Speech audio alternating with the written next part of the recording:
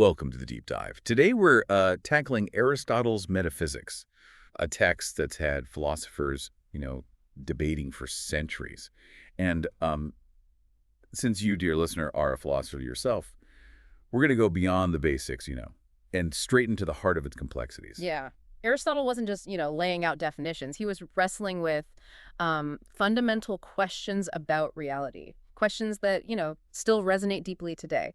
We're going to use the Stanford Encyclopedia philosophy entry on metaphysics as our guide. Perfect. Because I think everyone gets tripped up, like on certain phrases in metaphysics. Like right off the bat, Aristotle calls it first philosophy. So is this philosophy 101? Not exactly right. It's more like philosophy 101 is about learning the tools, the methods. First philosophy, as Aristotle sees it, is about using those tools to examine the very foundation of reality. Think of it this way. You don't start building a house by decorating the living room. You've got to make sure the foundation is solid first. So first philosophy is about figuring out what those foundational concepts are before we build any philosophical theories on top. And to get at those foundations, Aristotle says we need to think about things better known in themselves, not just better known to us. We might be familiar with individual trees, but first, philosophy wants to understand treeness itself. So it's not about this tree or that tree, but the essence of what makes any tree a tree. I'm starting to see where being qua being comes in. But that phrase always throws people off. It sounds like some mysterious object Aristotle is studying. It's not an object, it's a perspective. Imagine looking at a forest, not focusing on each individual tree, but trying to grasp what it means to be a tree, regardless of its species or size. That's studying being qua being. So it's like zooming out to the most fundamental level of existence. And this leads us to one of Aristotle's most important concepts, substance. Substance, or ousia in Greek, is at the core of his metaphysics. Aristotle is asking, what makes a thing what it is? What makes it a distinct individual, existing on its own? And this is where he separates substance from all those other qualities, we might use to describe something, right? A horse can be brown or tall, but those things depend on the horse existing in the first place. Exactly. The horse is the substance, the independent thing. Brownness or tallness are just characteristics that exist in the horse. They can't exist on their own. So the horse is the star of the show, and all those other qualities are just the supporting cast. This is where his categories come in, right? It's like he's organizing all of reality into different filing cabinets. The categories are a way for Aristotle to classify different types of being. Substance is the primary category, and then you have things like quantity, quality, relation, all depending on substance for their existence. So substance is like the root directory on your computer. Everything else, the files, folders, needs that root directory to exist. And within each category, there's a hierarchy, right? Kind of like a family tree. Exactly. Imagine an upside-down tree. The most general concept is at the top, the trunk. Then it branches down to more specific categories, ultimately leading to individual substances as the leaves. So at the top of the substance category, you might have living being. Then it branches down to animal, then mammal, horse, and finally individual horses like Secretariat or Black Beauty. Precisely. And metaphysics takes this exploration of substance even further. Aristotle isn't just asking what substances are, but why they are, what makes them substances in the first place. And here's where it gets really interesting, for a philosopher. Aristotle looks at four possible answers: the subject, the essence, the universal, and the genus. Each one has its own strengths and weaknesses. It's like a philosophical puzzle. Aristotle examines each candidate carefully, pushing their limits to see if they truly capture the essence of substance. Let's start with the subject. It seems simple enough. The subject is what we're talking about. Like when we say the horse is brown, the horse is the subject. But Aristotle isn't just talking about grammatical subjects. He's looking for the ultimate subject, the fundamental thing that underlies all the qualities and characteristics.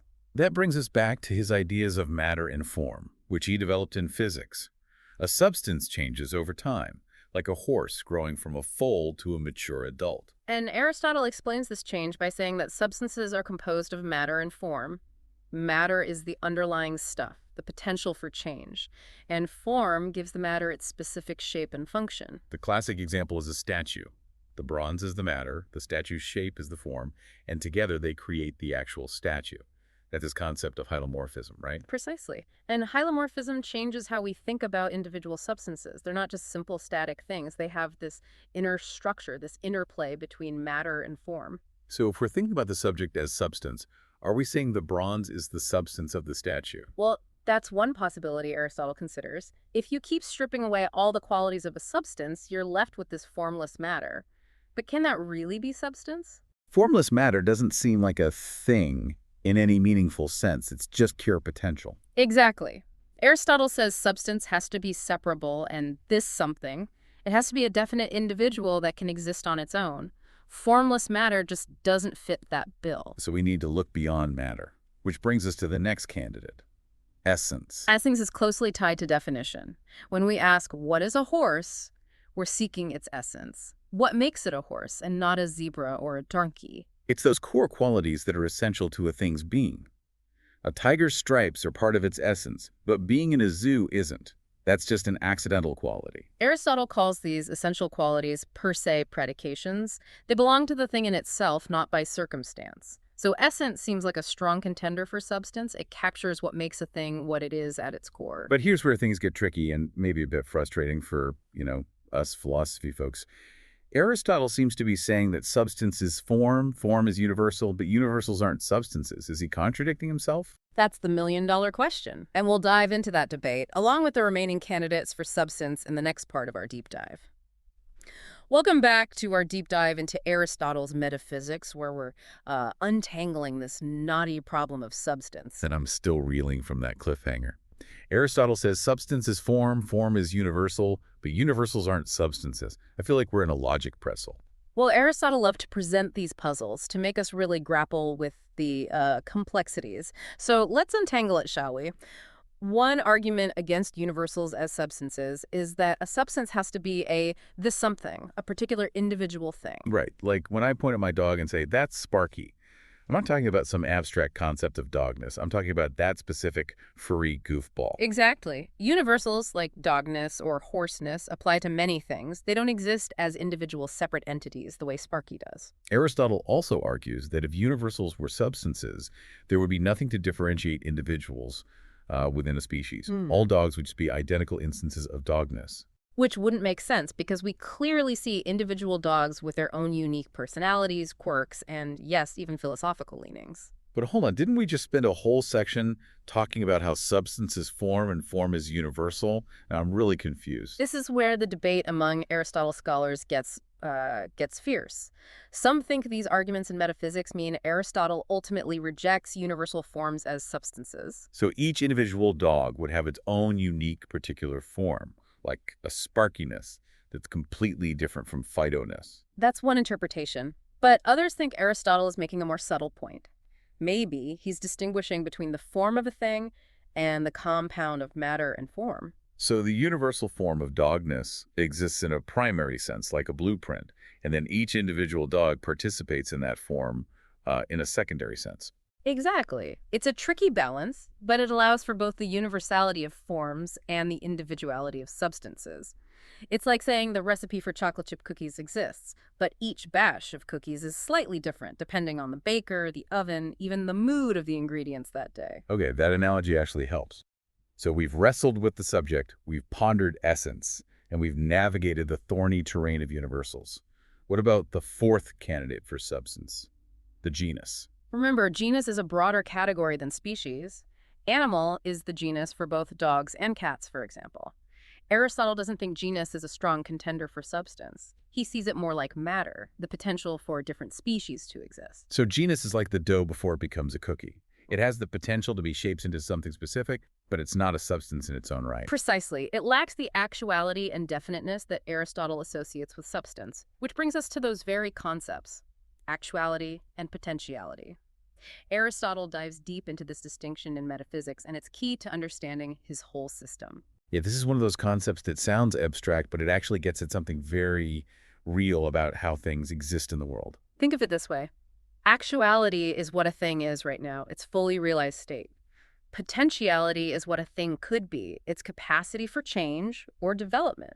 So a lump of clay is potentially a beautiful vase, but it's not actually a vase until the the potter shapes it and fires it in the kiln. Exactly.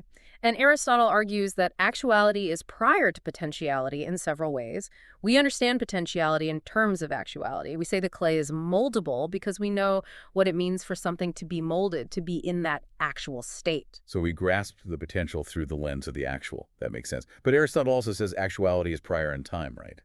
Think about it.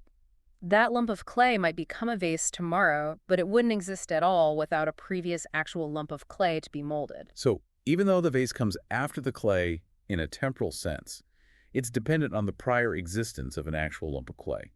And that's just the beginning. Aristotle's most radical claim is that actuality is prior in substance. This is where it gets really metaphysically juicy. Aristotle says anything with only the potential to exist is also capable of not existing. It's perishable, fleeting. Whereas something that's actually existing has a completeness, a stability that the merely potential lacks. And for Aristotle, the most fully actual being is God, the unmoved mover. This is a being whose essence is pure activity, pure actuality. It's always existing, always in that fully realized state, never just potential. This is where Aristotle's metaphysics starts to overlap with his theology, which is always a fun philosophical cocktail party. I was just thinking that. It's like we've been building this elaborate philosophical structure, and now we're adding a theological spire on top. And trust me, that spire has some fascinating architectural details. We'll explore them in our next and final installment, where we'll delve deeper into Aristotle's concept of the unmoved mover and the implications of his metaphysics for our understanding of the universe and ourselves. Welcome back to the deep dive. Yeah. Where we've been spelunking through the caverns of Aristotle's metaphysics. And we've finally reached the treasure chamber, Aristotle's theology, specifically his concept of the unmoved mover, the ultimate source of being and motion. It's like we've climbed Mount Metaphysics, and now we're standing at the peak, gazing out at the vastness of Aristotle's thought. A fitting analogy because for Aristotle, the unmoved mover is the highest being, the pinnacle of actuality. Remember, it's eternal, unchanging, completely actualized. But what exactly is the unmoved mover? It's not like Zeus throwing lightning bolts from a mountaintop, right? Definitely not. This is where Aristotle gets seriously philosophical. He describes the unmoved mover's activity as noesis. Noesis often translated as thought thinking about thought. Okay, now my brain is doing backflips. Can we unpack that a bit? So Aristotle believes the unmoved mover's activity is pure thought, but it's not thinking about things in the world, like horses or stars or philosophical podcasts. So it's not strategizing the next chess move or calculating the trajectory of comets. Nope. The unmoved mover's thought is self-reflexive. It's thought thinking about itself. It's the ultimate form of intellectual activity, completely self-sufficient and eternal. So it's like the unmoved mover is in a perpetual state of pure, unadulterated contemplation. Precisely. And since it's pure actuality, its thought can't be directed towards anything outside itself. It has to be its own object. That's a pretty mind-blowing concept. But it makes sense, given everything we've discussed about actuality and potentiality. And here's where it gets even more interesting, especially for us philosophy fans. Aristotle connects his metaphysics to ethics. He says this state of pure contemplation, the unmoved mover's way of being, is the ultimate good, the highest form of happiness. Wait, so all those late nights reading philosophy, wrestling with complex ideas, that's us trying to be like the unmoved mover. In a way, yes. For Aristotle, the good is intimately tied to actualizing our potential. The more actualized we are, the closer we are to the good. And the unmoved mover, being pure actuality, embodies that ultimate good. So even though we're finite beings, stuck in time and space, we're drawn toward the unmoved mover, striving for that same kind of intellectual fulfillment. Exactly. It's like all things in the universe, including us, are yearning for that same perfection, that same state of pure contemplation. This gives a whole new meaning to thinking as its own reward. But how does this all tie back to the concept of substance, the thing we started with? Remember, Aristotle sees individual substances as constantly striving to actualize their potential, to become the best version of themselves. And this striving is ultimately driven by their inherent desire for the unmoved mover. So a sunflower turning towards the sun is, in a sense, trying to be more like the unmoved mover, more fully actualized. That's a beautiful way to put it. Aristotle sees this striving for actuality happening throughout the natural world, from the smallest organisms to the celestial spheres. This is an incredibly grand vision, an interconnected web of being with the unmoved mover at the center. It's like Aristotle has taken all the pieces of his metaphysics and assembled them into this magnificent philosophical cathedral. And that cathedral has a name: prose hen ambiguity. It's how Aristotle explains the unity of being despite all the different categories and ways of existing. We touched on this earlier with being qua being, Hmm. right? Different things can be said to be in different ways, but they're all related to a central primary sense of being. Exactly. And for Aristotle, that primary sense of being is substance. All other categories like quantity, quality, relation depend on substance for their existence. So a horse is a being in the primary sense as a substance. Its brownness, its height, those are beings only in a secondary sense because they need the horse to exist. Precisely. There's a hierarchy to being, but with substance at the foundation, and this hierarchy reflects the dependence relations within being. Everything ultimately depends on substance, and substance is striving towards the unmoved mover. It's like a cosmic dance, with everything moving towards that ultimate source of perfection. And that, my friend, is the essence of Aristotle's metaphysics. A breathtaking attempt to grasp the totality of being, from the humblest substance to the highest divine intellect. This has been an incredible journey, a true deep dive. We've grappled with abstract concepts, explored ancient arguments, and I think emerged with a richer understanding of Aristotle's thought. And hopefully you, our listener, have gained some new insights and questions to ponder. After all, as Aristotle himself said, the unexamined life is not worth living. So keep examining, keep questioning, and keep diving deep into the fascinating world of philosophy. Until next time.